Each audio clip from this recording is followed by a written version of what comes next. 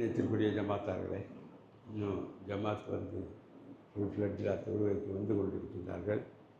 என்றாலும் காலத்தின் அருமை கருதி ஹஜ்ரத் பயானை கொஞ்சம் சுருக்கமாக முடித்து கொண்டு இப்பொழுது போன வாரம் நாம் எதிர்பார்த்திருந்தோம் நம்மளுடைய பள்ளிவாசலின் ட்ரெஷரர் சாதிக் பாட்ஷா அவர்களும் அவர் துணைவியாரும் ஹஜ்ஜுக்கு செல்ல வேண்டும் என்று எல்லோரும் துவாவும் செய்தோம். அந்த நாட்டின்படி அடுத்த நாளே அவருக்கு வந்து சனிக்கிழமைக்கு அந்த ஹஜ்ஜுக்கு செல்ல வேண்டிய பர்மிஷன் வந்துருச்சு. பணம்லாம் கட்டிட்டார். டேட் அநேகமாக 7 அல்லது 8 தேதிக்கு இருக்கலாம் என்று நம்பப்படுகிறது. எனவே அவரை வாழ்த்தி ஹஜ்ஜுக்கு அனுப்புவதற்கு நம் தொழுகை முடிந்த பிறகு அந்த நிகழ்ச்சியை வைத்துக்கொண்டு தற்பொழுது அவர் நம்மிடமிருந்து ஹஜ்ஜுக்கு செல்வதற்காக நம்மிடையே ஒரு 10 நிமிஷம் உரையாற்றுவதை கேட்டுக்கொள்கிறேன். அஸ்ஸலாமு அலைக்கும். அவுது பில்லாஹி மினஷ் ஷைத்தானிர் ரஜீம். பிஸ்மில்லாஹிர் ரஹ்மானிர் ரஹீம். அஸ்ஸலாமு அலைக்கும் வரஹ்மத்துல்லாஹி வபரகாத்துஹு. இன்று உங்கள் முன் நிற்கிறேன் என்றால், சென்ற வாரம் நம்ம முத்தவலி அவர்கள் ஒரு உத்தரவாதத்தை என்னை கேட்காமலே கொடுத்து விட்டார். இந்த மஹல்லாவில் 9 பேர்கள் ஹஜ்ஜுக்கு விண்ணப்பித்தார்கள். அவர்கள் 9 பேருக்கும் கிடைத்து விட்டது. அப்படின்னு எனக்கு பக்கு பக்குன்னுச்சு. என்னடா இவர் பாட்டுக்கும் வந்து வரவும் இல்லை, ஒன்றும் இல்லை, இவர் பாட்டுக்கு சொல்லிட்டாரே அப்படின்ட்டு.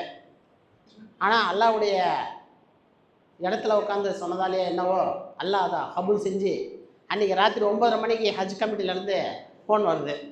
நீங்கள் ஹஜ்ஜுக்கு போகிறீங்களா, பணம் ரெடியாக இருக்கா, உடனே நீங்கள் காலையில் கிளம்பி ஹஜ் கமிட்டிக்கு வந்துடுங்க அப்படின்னாங்க. இன்ஷா அல்லாஹ் அதே மாதிரி காலையில் போனோடனே கன்ஃபார்ம் பண்ணிவிட்டு உடனே ஆர்டர் கொடுத்துட்டாங்க. அது பிறகு பார்த்திங்கன்னா ஆல்மோஸ்ட் எல்லா ஃபார்மாலிட்டியும் முடிந்து விட்டது. விமான டிக்கெட்டை பொறுத்த வரைக்கும் 7 அல்லது 8 அன்றைக்கு கிடைக்கும் என்று உறுதியளித்துள்ளார்கள். இதில் இந்த ஹஜ்ஜின் மூலம் நான் கற்றுக்கொண்ட ஹஜ்ஜு போவதற்கு முன் நான் கற்றுக்கொண்ட படிப்பனை என்னவென்றால், முதல்ல நான் தான் வந்து எல்லாருக்கும் அப்ளை பண்ணேன். அப்ளை பண்ணும்போது பார்த்திங்கன்னா நம்ம டாக்டர் சாப்பிட்டு இருக்கார் இல்லையா, நசீர், அவர் சொன்னார் எனக்கு வந்து இது சரி பண்ணிட்டு வர்றதுங்க, நான் வேணால் ப்ரைவேட்டில் போட்டா அப்படின்னாரு. இல்லைங்க, நம்ம வந்து இதில் அப்ளை பண்ணுவோம், கிடைக்கலன்னா பார்க்கலாங்க அப்படின்ற மாதிரி அவர் நம்ம நசீர் கான் அவங்கெல்லாம் சொல்லி தான் நான் கன்வின்ஸ் சொல்லி போட்டேன். அந்த குழுக்கள் நடைபெற அன்றைக்கி பார்த்தேன்னா முதல்ல வரிசையாக பார்த்துட்டே வந்தோன்னா 5 பேருக்கும் கிடைச்சிருச்சு. சரி, கிடைச்சிருச்சுன்னொடனே சரி நமக்கு இன்னும் 1 வருஷம் அல்ல நாடலை போல இருக்கு அப்படின்னு சொல்லி ஒரு முடிவு பண்ணிட்டேன். அப்புறமும் திருப்பி ஒரு சிறு ஆசை, சரி அந்த வெயிட்டிங் லிஸ்ட்டில் தான் கன்ஃபார்ம் ஆகுமான்னு சொல்லிட்டு சர்ச் பண்ணும்போது பார்த்தீங்கன்னா 100, 200, 300 அப்படின்னு பார்த்தோன்னா அதுலேயும் கிடைக்கல. டோட்டலாக சர்ச்சுன்னு போடும்போது பார்த்தீங்கன்னா ஒரு 1029, 1030 அதில் வந்துருச்சு. சரி, இந்த வருஷம் நமக்கு வந்து வாய்ப்பு இல்லை அப்படின்னு சொல்லிட்டு ஒரு 2 நாள் கொஞ்சம் ஒரு மனத்தில் இருந்துட்டு நார்மல் வேலையை பார்க்க ஆரம்பிச்சிட்டோம்.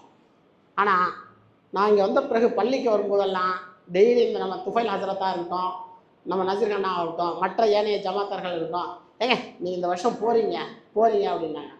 ஆனால் இவங்க மட்டும் நம்மளை வெறுப்பேசுகிறாங்கன்னு தெரியலன்ற மாதிரி எல்லாம் கூட நினச்சது உண்டு. அல்லாஹ் வந்து எங்களுடைய துவாவை கபூல் செஞ்சான்றதான் நான் நினைக்கணும். இதில் வந்து நம்ம கற்றுக்கொள்ள வேண்டியது என்னவென்றால், நியத்து வைக்க வேண்டியது நம்முடைய கடமை, செயல்படுத்த வேண்டியது அல்லாஹ்வுடைய வேலை.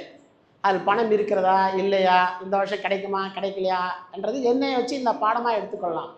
ஏன்னா ஒரு 2020 ஒரு விருப்ப ஓய்வு பெற்றவுடன் ஹஜ்ஜுக்கு செல்ல வேண்டும் என்று முயற்சித்த நேரத்தில் கொரோனா வந்து 21, 22 கொரோனா போக முடியவில்லை. சென்ற வருடம் ஒரு ப்ரைவேட் கம்பெனியில் ஒரு 5 பேர், இதே 5 பேர் நாங்கள் வந்து அப்ளை பண்ணோம். பார்த்திங்கன்னா அங்கே வந்து எல்லாம் 1 மாதம் 1.5 மாதம் பணத்தை வச்சுட்டு இருந்துட்டு கரெக்டாக பக்ரீத் வர நேரத்தை பார்த்தா உங்களுக்கு கிடைக்கலங்க, நீங்கள் தயவுசெய்து பணத்தை வந்து வாங்கிக்கங்கன்னு சொன்னால் வாங்கிட்டோம். ஆனால் அவங்க ஒரு அட்வைஸ் சொன்னார் அவர், நம்ம வந்து கவர்மெண்ட் பாலிசி இப்போ மாற்றிட்டாங்க, 80% வந்து ஹஜ் கமிட்டியில் தான் அப்ளை பண்ணி கிடைக்குது. ஆனால் நீங்கள் தயவுசெய்து அடுத்த வருஷம் ஹஜ் கமிட்டியில் அப்ளை பண்ணுங்கள், உங்களுக்கு கிடைக்கலன்னா வேணால் சொல்லுங்கள், நாங்கள் பார்க்கலான்றாரு சொன்னார். அதனுடைய அறிவுரையின் பிரகாரம் நாமளும் அப்ளை பண்ணோம், கிடைச்சது.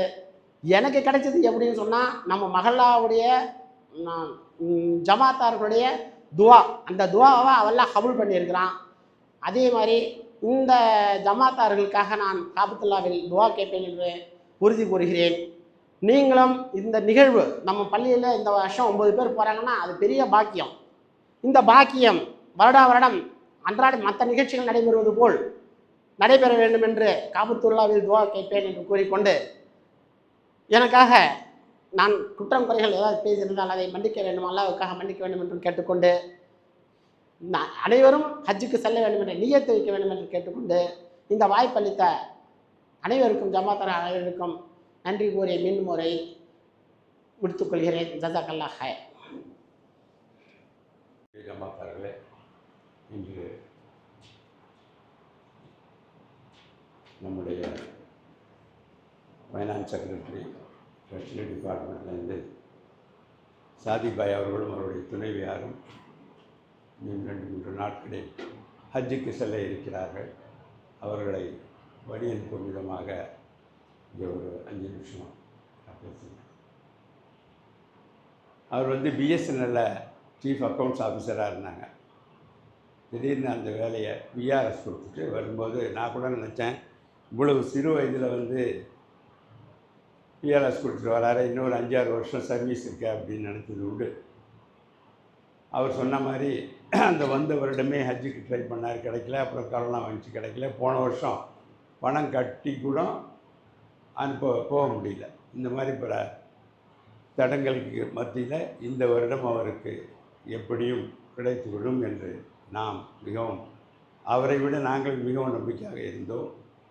அவர் விஆர்எஸ் கொடுத்து வந்த பிறகு அவரும் அவருடைய துணைவியாரும் தங்களுடைய சொச்ச காலங்களில் ஹயாத் வரை இஸ்லாத்திற்காக செலவிட வேண்டும், சமுதாயத்துக்கு நற்பணி செய்ய வேண்டும் என்ற ஒரே நோக்கத்தோடு அவருடைய துணைவியார் அங்கே நிஸ்வான் மதரசாவில் உஸ்தாதாகவும், இவர் இங்கே நம்ம நிர்வாக கமிட்டியில் சேர்ந்து, இப்போ நம்ம பள்ளிவாசலில் எந்த ஒரு நிகழ்ச்சி இருந்தாலும் முதல்ல புத்தகத்தை விட சாதிக்க தான் கூப்பிட்டு செய்யணும் அப்படின்ற அளவுக்கு இங்கே பணியாற்றி கொண்டிருக்கிறார்கள். அதில் ரொம்ப சந்தோஷம். போன வாரம் நான் பேசும்பொழுது சொன்னேன், எப்படியும் அவருக்கு இந்த வாரம் கிடைத்துவிடும். அது வரைக்கும் அவருக்கு வரலை, வெயிட்டிங் லிஸ்ட்டு ரொம்ப ஜாஸ்தியாக இருந்துச்சு.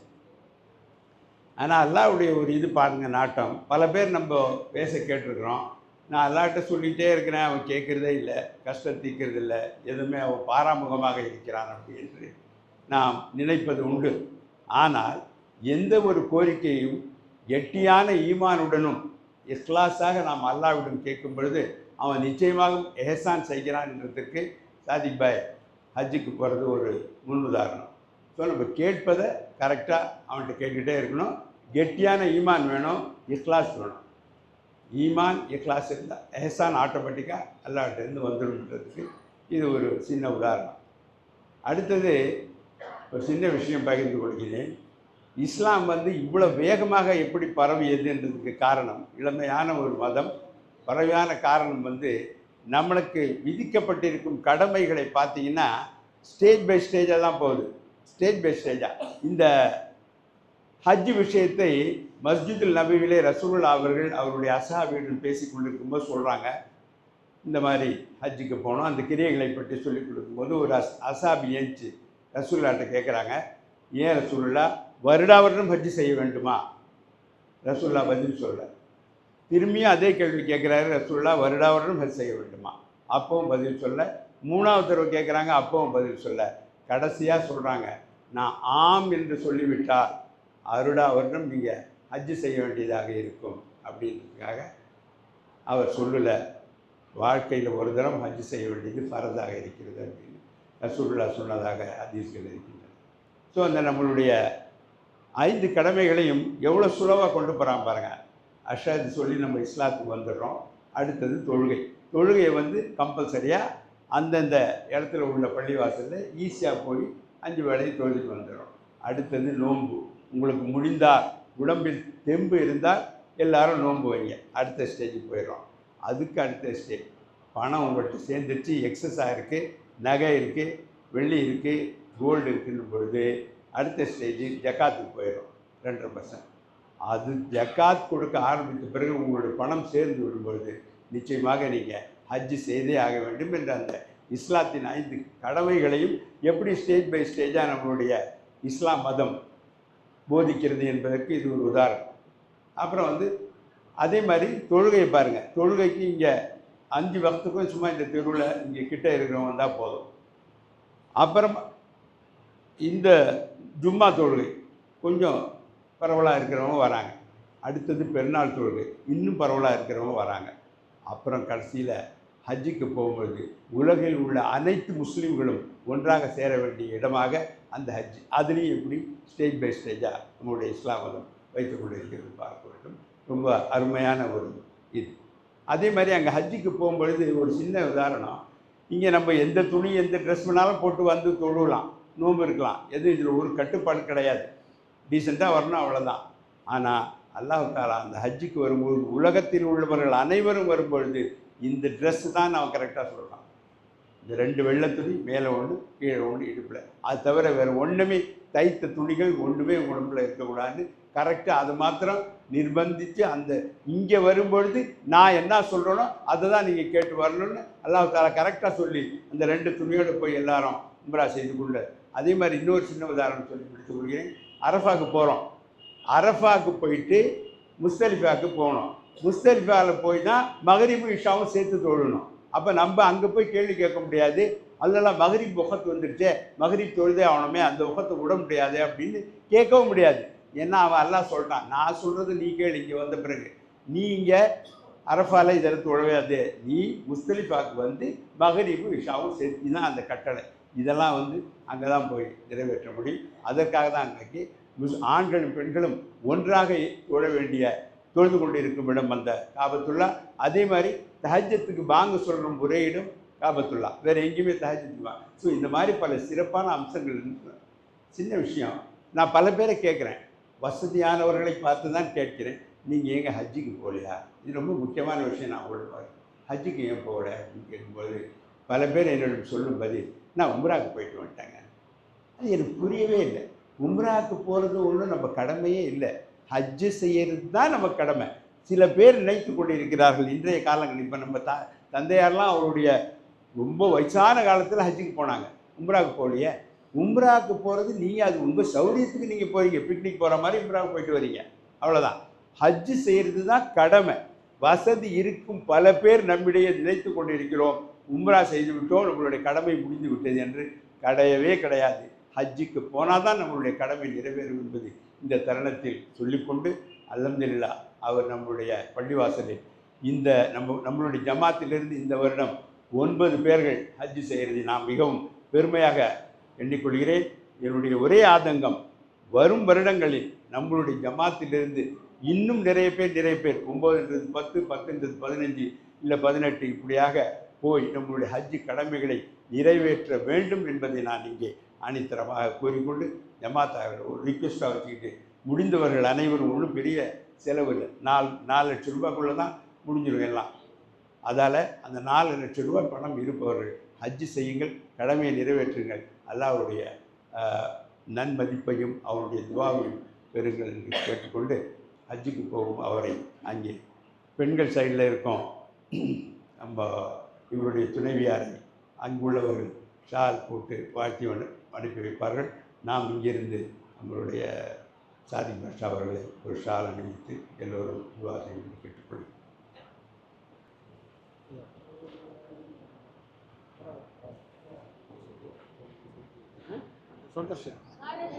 அல்லாஹ் அக்பர்.